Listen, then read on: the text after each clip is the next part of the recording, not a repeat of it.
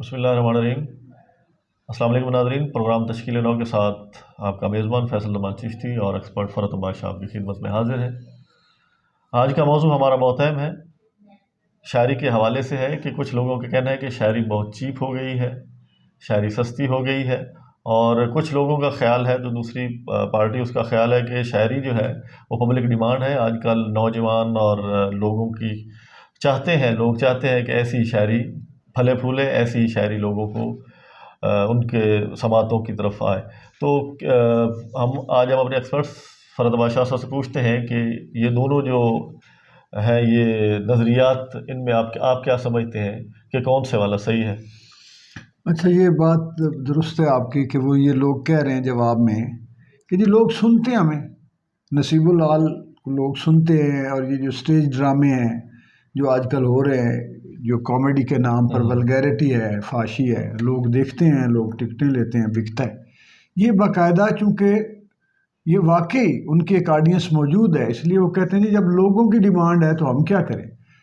اچھا، اب یہ ہے کہ یہ جو سٹیج اس وقت ہو رہا ہے ہمارے لاہور میں، پاکستان بھر میں، بلکہ فیصل آباد، ادھر ادھر بہت سارے شہروں میں، تو یہ اسے اب ادبی سٹیج تو نہیں کہہ سکتے، معیاری ڈرامہ تو نہیں ہے یہ کمرشل ہے، کمرشل بھی چیپ سطح کا، جس میں وہ نیوڈیٹی بھی وہ دکھا رہے ہیں، گندے گانے ہیں، غلیظ ہیں، اور ان میں کوئی بہت بڑا سکرپٹ بھی، اب میں سکرپٹ دیکھتا بھی ہوں یہاں سے پنجاب آرٹ کونسل کے، کبھی کبھار وہ مجھے دکھا دیتے ہیں، بھیج دیتے ہیں، تو وہ سکرپٹ جو ہے میں نے یہ دیکھا ہے کہ ان میں بیشتر کو بہت معیار نہیں ہوتا، لیکن پھر بھی سرکاری سطح پہ جو ہے یہ دیکھ لیتے ہیں کہ یار اس میں کوئی ولگیرٹی نہ ہو، یا سماج دشمن چیزیں اس میں موجود نہ ہو، اس طرح کی کچھ چیزیں چھوٹی موٹی دیکھنی ہوتی، لیکن وہ ادب نہیں ہے۔ اسی طرح یہ بھی وہ ٹھیک کہتے ہیں کہ یہ شاعری جو ہے، جس طرح یہ آج کل ولگر شاعری اور گھٹیا اور فحاشی والی ہے، اچھا یہ شاعری نہیں ہے، پہلے تو میں آپ کو یہ کہہ دوں، اب وہ جو سکرپٹ ہے نا، ان کو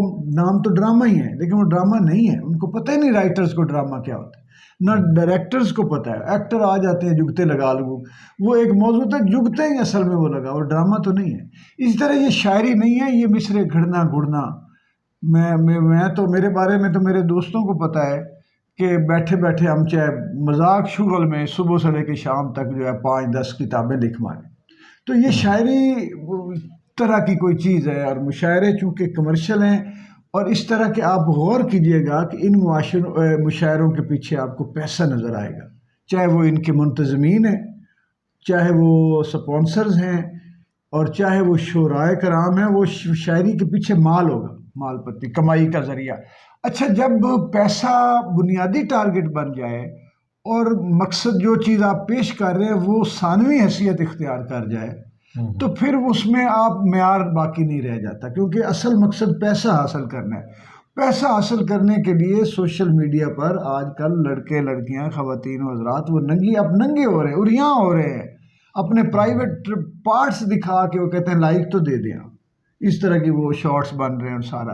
تو یہ ایک طرف غربت ہے، اور ایک طرف یہ اس طرح کا، یعنی غربت کا دباؤ، اور دوسری طرف وہ ہے، یہ وہ لڑکے ہیں جو بیچارے غربت سے بھاگے ہوئے اور شاعری کے ایسے۔ اچھا، یہ چونکہ بیکار، اب جو ہے نا، یہ وہ زمانہ نہیں رہا کہ جب کوئی شاعر اور کوئی دنیا کا کام نہیں کرتا تھا، اب سماج بدل گیا۔ اگر سائنس نے ترقی کی ہے، انجینئرنگ نے کی ہے، اگر آپ کا جو سولجر ہے وہ مختلف ہو گیا ہے، سپورٹس مختلف ہو گئی ہیں، اب دیکھیں نا، وہ اور طرح کی گیمز نئی اور ان کے نئے نئے قوانین بن گئے ہیں، تو یہ کیسے ممکن ہے کہ شاعر وہیں پہ کھڑا ہو کے شراب پیتا ہے، لیٹ جاتا ہے، سوتا ہے، نہ گھر بار، نہ کوئی ذمہ داری ہے، نہ کچھ، وہ کنسیپٹ بدل گیا۔ اب شاعر جو ہے وہ ایک ذمہ دار آدمی کا نام ہے، اور ایک بہت باشعور، زیادہ باشعور آدمی شاعر ہوگا، جو نہیں ہوگا وہ پھر وہ چیپ بھی ہوگا، وہ کمرشل بھی ہوگا، اس کے مفادات ہوں گے، اور وہ گھڑنے والا ہوگا شاعری۔ پہلے شاعری گھڑنے والا جو تھا، میں آپ کو بتاؤں، ایک باطنی جمالیات کا اظہار ہے اس میں، ادب میں، تخلیق میں، جو مصرے اترتے ہیں، انسان کا دکھ سکھ اور اس کی کیفیات آتی ہیں، ایک اس کا جو خارجی فن بھی ہے اس میں، کہ اگر جمالیات ہے، مثال کے طور پہ وہ سکل جو ہے وہ بھی ایک طرح کا ایک جمالیاتی کام ہے. آرٹ جیسے فرنیچر بنانے والے وہ آپ بنانے ہاتھ تراش خراش میں ہے نا ماہر، اسی طرح یہ فرنیچر بنانے والوں کی طرح مصرے بنانے والے بھی ہیں، تراش خراش میں ماہر ہیں، وہ بنا لیتے ہیں. لیکن اب تو میں نے یہ دیکھا کہ وہ جمالیات جو خارجی سطح پر بھی چاہیے ہوتی ہے یہاں پہ کہ ایک منظر ایسا خوبصورت تشکیل دے دیا جائے، اب وہ بھی نہیں ہے. اب صرف جو ہے وہ میں جن کو کہتا ہوں کہ زیر ناف شاعری یا مسانے کی شاعری، یا ان میں لگتا ہے کہ دل کے اندر وہی مسانہ ہے، دماغ کے اندر مسانہ ہے، اور ان کی شاعری ان کے پاس مضامین ہی نہیں بیچاروں میں، سوائے اس کے کہ کافی ردیف کوئی وہی سوڈو قسم کے مضامین سجھا دے. یا چوری، آپ میں چوری تو اتنی عام ہو گئی ہے. کل پرسوں وہ کسی نے، راول حسین نے، وہ ایک نعیم ہے، کوئی نعیم کی لگائی ہوئی تھی ایک کوئی نظم، اس بھائی جان نے کیا کیا کہ اپنی نظم کرتے کرتے درمیان میں کسی اور شاعر کی ایک تگڑی نظم لا کے آگے وہ لگا دی اور آگے پھر اپنی کر دی. میں نے کہا یار کسی سے پوچھا کہ یہ نعیم یہ کون ہے، لڑکا یا آدمی جو بھی؟ انہوں نے کہا لڑکا نہیں ہے، یہ بزرگ ہے، لیکن بزرگان سرکہ کا مصاحبین میں سے ہے، کہ جو اس وقت بزرگان سرکہ ہے یہ ان کے میں نے کہا تو پھر اب یہ آگے ترقی کر گئے. وہ تو چوری چکاری پہ کام تھا کہ کسی کا خیال لیا، کسی کا مصرع. اچھا دو یہ بھی کرتے ہیں، میں کبھی بتاؤں گا کہ سرکے میں واردات کیا ہے، کہ کہاں کہاں کیسے کیسے اس کو یہ آرٹ انہوں نے سرکے کو کیسے بنایا اور کیسے چالاکی سے کوشش ہوتی ہے پتہ نہ چلے. اب میں نے کہا اب ان کا مصاحبین ہے تو ایک قدم آگے چلا گیا کہ سیدھی سیدھی جیسے وہ کسی نے فیض کی سارے کے سارا وہ جو ہے اٹھا کے گیت بنا دیا اس کا، علی ظفر کے گانے کا ساری کی ساری غزل اٹھا کے اس وہ جانے دینے کا مال کھینچو بناؤ. یہ وہ بغیرتی بھی ہے، بے شرمی بھی ہے. مجھے یہ لفظ میں نہیں بولنا چاہیے، لیکن یہ ظلم ہے، سفاکی ہے کہ آپ کسی کا کلام اٹھا کے آپ اسے 10-20 ہزار روپے لے کے اتنا ظلم کریں گے.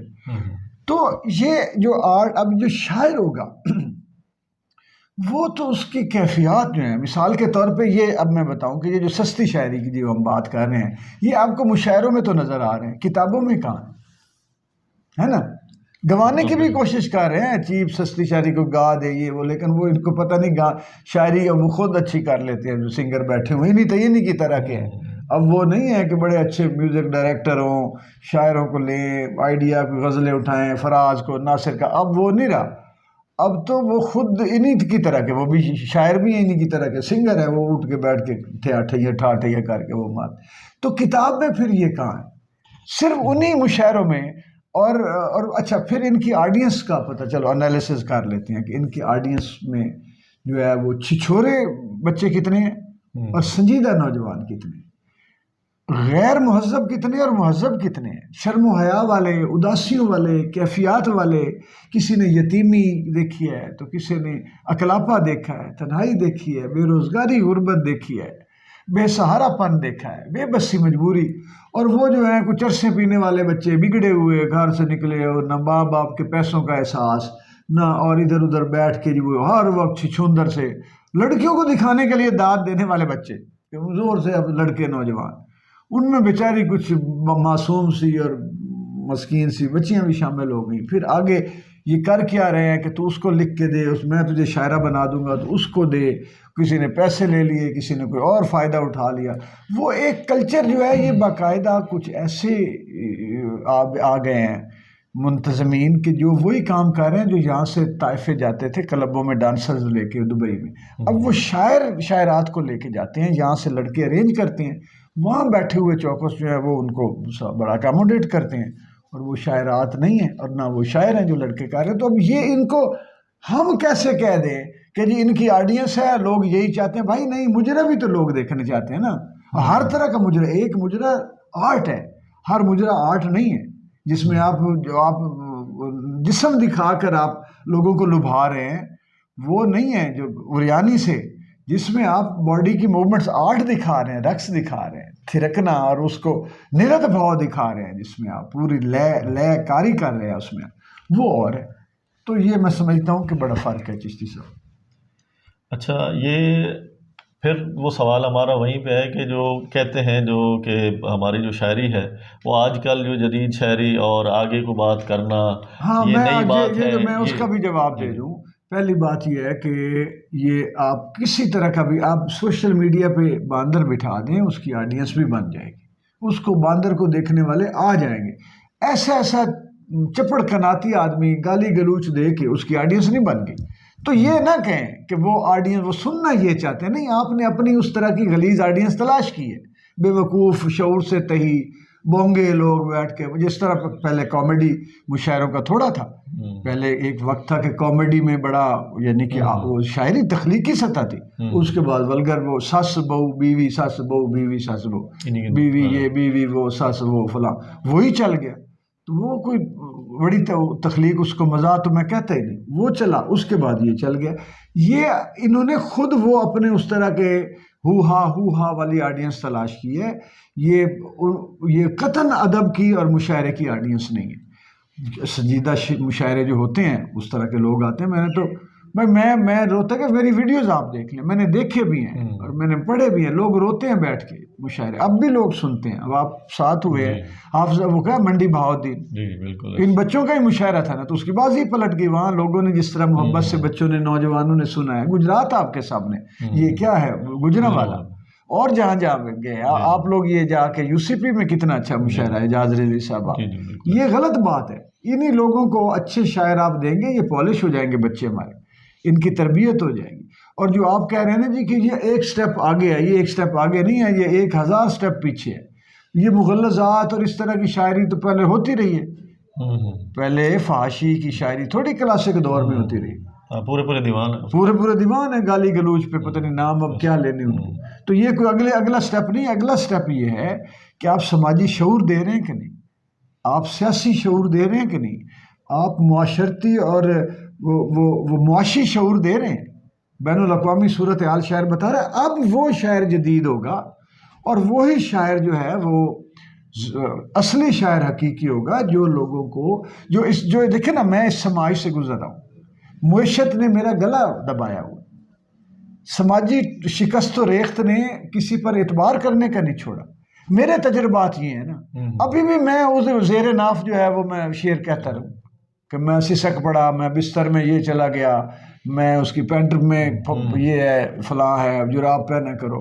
میں یار تو پھر یہ مشاعرہ فیملی میں جس طرح ہوتا ہے نا کہ ہم اسٹیج ڈرامہ نہیں فیملی میں بیٹھ کے دیکھ سکتے. نہیں، ان کی فیملیاں بھی ایسی ہیں چشتی صاحب. میں نے وہاں پہ عورتوں کو بڑا منہ کھول کے داد، میں حیران ہوتا ہوں کہ ایسے چیپ شعر پہ خواتین کے بارے میں ہمارا تاثر ہی ہوتا ہے کہ جب فیملی آتی ہے تو حیا شرم رکھ رکھو، لیکن وہ ایسا منہ کھول کے دادیں دے کے اور اس کے ویڈیوز بنے ہوتے ہیں. اتنے گھٹیا شعر پر عورت آگے سامنے میں شرمندگی ہوتی ہے کہ آپ اچھے شعر پہ داد دیں گے سلیقے کری.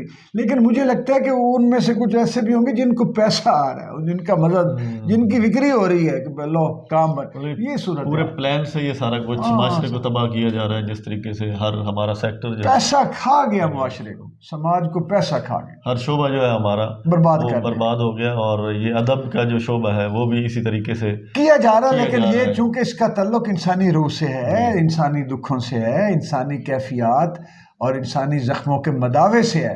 اتنی ایسے یہ تو پتہ نہیں کب کے لگے ہوئے ہیں سرمایہ دار اور حکمران. یہ طبقے کو تو شعور چاہیے ہی نہیں، ادراک چاہیے ہی نہیں، سوچ کے دشمن ہیں یہ دونوں طبقے.